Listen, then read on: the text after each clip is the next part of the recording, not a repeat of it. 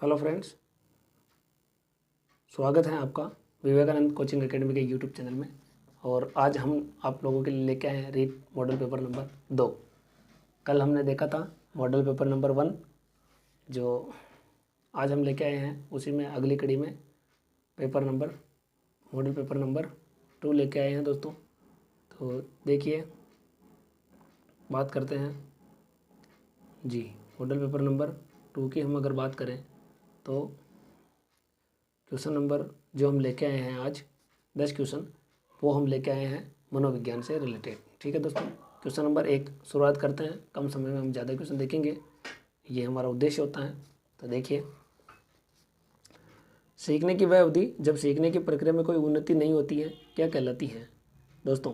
यानी जो सीखने की अवधि है, सीखने की वह अवधि जब बालकों के सीखने की प्रक्रिया में किसी प्रकार का कोई विकास अगर नहीं हो रहा है तो उसे हम सीखने का क्या कहते हैं, उसी के बारे में हमको बताना है। तो पहला ऑप्शन देखिए, सीखने का वक्र। दूसरा, सीखने का पठार। तीसरा, स्मृति। और चौथा ऑप्शन है अवधान। तो इसका दोस्तों ये हो जाएगा सीखने का पठार, क्योंकि इसमें बालकों में सीखने की प्रक्रिया में किसी भी प्रकार का कोई विकास नहीं होता है, वो होता है सीखने के पठार में। ठीक दोस्तों, क्लियर। अगले प्रश्न की बात करें, प्रश्न नंबर 2। सीखने में प्रयास व भूल का सिद्धांत किसने दिया? जी दोस्तों, सीखने में प्रयास व भूल का सिद्धांत ये दिया था किसने? तो देखते हैं option, Kohler, Pavlov, Thorndike, gestalt. तो दोस्तों ये जो सिद्धांत दिया था, ये दिया था हम थॉर्नडाइक ने। और इनके बारे में हम कुछ बातें चर्चा कर लेते हैं। ये अमेरिकी मनोवैज्ञानिक हैं और इनका पूरा नाम अगर बात करें तो डॉक्टर एल थॉर्नडाइक यानी एडवर्ड ली थॉर्नडाइक हैं। इन्होंने प्रयास और मूल के सिद्धांत का प्रतिपादन किया। थॉर्नडाइक ने इस सिद्धांत का प्रतिपादन किस पर किया था दोस्तों? एक बिल्ली पर किया था। किस पर किया था? एक बिल्ली पर किया था।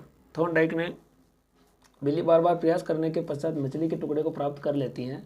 तो थॉर्नडाइक ने इस सिद्धांत के अंतर्गत इस पर बात पर बल दिया कि अभ्यास एवं सिद्धांत में व्यक्ति बार बार गलतियां कर सकता है और बार बार किए गए प्रयासों के बाद वह सीखने में सफल हो जाता है।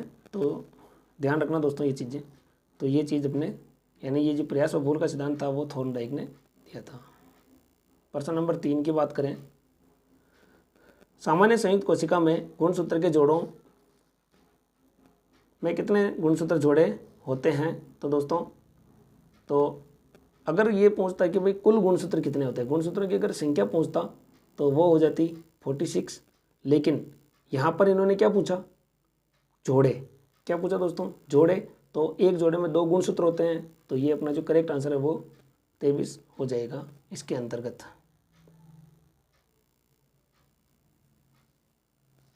प्रश्न नंबर 4 की बात करें, क्रिया प्रसूत अनुबंधन सिद्धांत का प्रतिपादन किसने किया? क्रिया प्रसूत अनुबंधन सिद्धांत का प्रतिपादन किसने किया? तो ऑप्शन है हल, थॉर्नडाइक, हेगार्टी, स्किनर। तो दोस्तों इसका जो करेक्ट आंसर हो जाएगा वो स्किनर होगा। कुछ इंपॉर्टेंट फैक्ट्स इसके बारे में। क्रिया प्रसूत अनुबंधन का सिद्धांत प्रतिपादन प्रसिद्ध मनोवैज्ञानिक B.F. स्किनर ने किस पर किया था? एक चूहे पर किया था। इन्होंने किन पर किया था? चूहे पर इन्होंने ये प्रयोग किया था, जिसे स्किनर बॉक्स कहा जाता है। जिसे क्या कहा जाता है दोस्तों? स्किनर बॉक्स कहा जाता है। स्किनर के इस सिद्धांत के आधार पर पाठ्यक्रम को सरल बनाने हेतु उसे छोटे छोटे खंडों में बांट देना चाहिए। यानी कि ये जो पाठ्यक्रम को छोटे छोटे खंडों में बांटने वाला अगर प्रश्न आपको पूछा जाए तो वो किसके रिलेटेड पर होगा? क्रिया प्रसूत अनुबंधन के सिद्धांत पर होगा। और ये किसने दिया था? स्किनर ने दिया था। छोटे छोटे खंडों में बांट लेने से क्या होगा दोस्तों? अधिगम शीघ्र, प्रभावकारी और हो जाएगा। क्रिया प्रसूत अनुबंधन में पुनर्विलन का व्यापक महत्व होता है। क्या दोस्तों? पुनर्विलन का व्यापक महत्व होता है। जैसे दंड देना, पुरस्कार देना, परिणाम ज्ञान के रूप में, इस तरह से ये हम इसको यूज में लेंगे। प्रश्न नंबर 5 की बात करें दोस्तों, कोहलर निम्न में से किससे संबंधित हैं? कोहलर गेस्टाल्टवादी हैं कोहलर। तो कोहलर ने अभिप्रेरणा का सिद्धांत, विकास का सिद्धांत, व्यक्तित्व का सिद्धांत, अधिगम का सिद्धांत दिया था। कोहलर ने अधिगम का सिद्धांत दिया था। कौन सा सिद्धांत दिया था? अंतर्दृष्टि या सूझ के सिद्धांत को प्रतिपादित किया था दोस्तों। अंतर्दृष्टि या सूझ का सिद्धांत इन्होंने प्रतिपादित किया। ठीक है। और कॉलर ने सुल्तान नामक चिंपैंजी पर अपना प्रयोग किया। किस पर किया दोस्तों?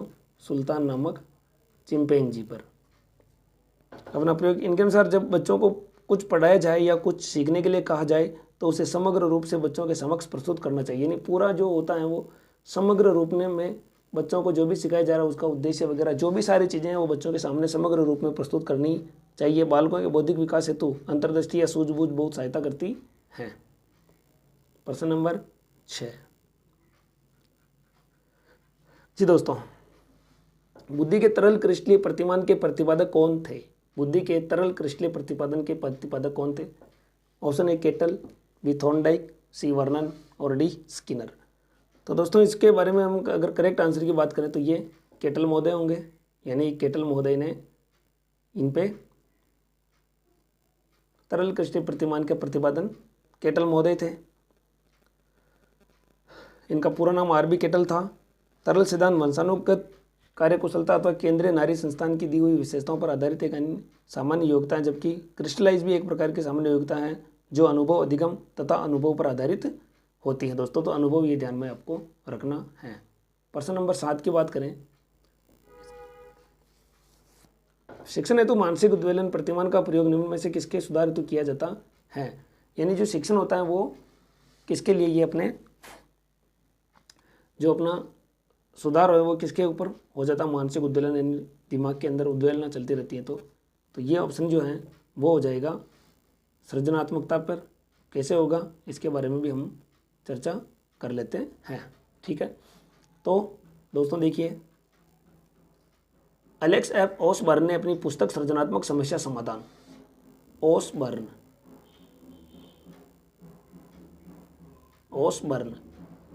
इन्होंने एक पुस्तक लिखी सृजनात्मक समस्या समाधान। तो इन्होंने मानसिक उद्वेलन प्रतिमान का प्रयोग सृजनात्मक सुधार हेतु किया जाता है। यह विधि किसी व्यक्ति के अनोखे विचार तथा समस्या समाधान हेतु बहुत ही उपयोगी कारक साबित होती है। हेलो फ्रेंड्स, हाँ, तो प्रश्न नंबर 8 देख रहे थे हम। गोलमैन निम्न में से किससे संबंधित है? सामाजिक बुद्धि, संवेगात्मक बुद्धि, आध्यात्मिक बुद्धि और सामान्य बुद्धि। तो इसका जो करेक्ट आंसर होगा वो हो जाएगा संवेगात्मक बुद्धि। तो दोस्तों डेनियल गोलमैन ने संवेगात्मक बुद्धि का सिद्धांत दिया। गोलमैन ने इस सिद्धांत को अपनी पुस्तक, इन्होंने एक पुस्तक लिखी थी, उसका नाम है इमोशनल इंटेलिजेंस। क्या लिखी थी दोस्तों? इमोशनल इंटेलिजेंस एक पुस्तक लिखी थी के माध्यम से संपूर्ण विश्व में प्रचलित कर दिया। स्वयं की एवं दूसरों की भावनाओं तथा संवेगों को समझने, व्यक्त करने एवं नियंत्रित करने की योग्यता को संवेगात्मक बुद्धि कहते हैं। ठीक है दोस्तों। प्रश्न नंबर 9, निम्न में से कौन शेष से भिन्न है? जी, 3 एक जैसे हैं और एक जो है वो बिल्कुल इन में से अलग होगा। अधिगम के लिए अधिगम का सिद्धांत, समान अवयवों का सिद्धांत, ड्राइव रिडक्शन सिद्धांत, सामान्यीकरण का सिद्धांत। तो दोस्तों इसके अंदर जो अलग है वो होगा ड्राइव रिडक्शन सिद्धांत। अब ये अलग क्यों है इसके बारे में हम बात करते हैं। ठीक है, तो ड्राइव रिडक्शन सिद्धांत एक अभिप्रेरणात्मक सिद्धांत है। क्या है दोस्तों? अभिप्रेरणात्मक। और बाकी के जो भी ये सिद्धांत वो अधिगम के सिद्धांत हैं। अभिप्रेरणात्मक सिद्धांत है और ये सिद्धांत प्रसिद्ध मनोवैज्ञानिक क्लार्क हल द्वारा दिया गया, 1943 में दिया गया। और ये जो ड्राइव रिडक्शन सिद्धांत है ये किसने दिया? CL हल ने। ठीक है, 1943 में दिया। और ये जो बाकी के हैं वो अधिगम के सिद्धांत हैं, इसलिए ये इन तीनों से अलग हो गया। संज्ञानात्मक संप्रति का न्यूनतम स्तर है ज्ञान, बोध, अनुप्रयोग, विश्लेषण। तो इसका जो आंसर है वो होगा ज्ञान। अब क्यों आए इस पर हम चर्चा करते हैं। तो दोस्तों ये ब्लूम ने संज्ञानात्मक संप्रति को 6 भागों में विभाजित किया। ब्लूम ने संज्ञानात्मक संप्राप्ति को 6 भागों में विभाजित किया।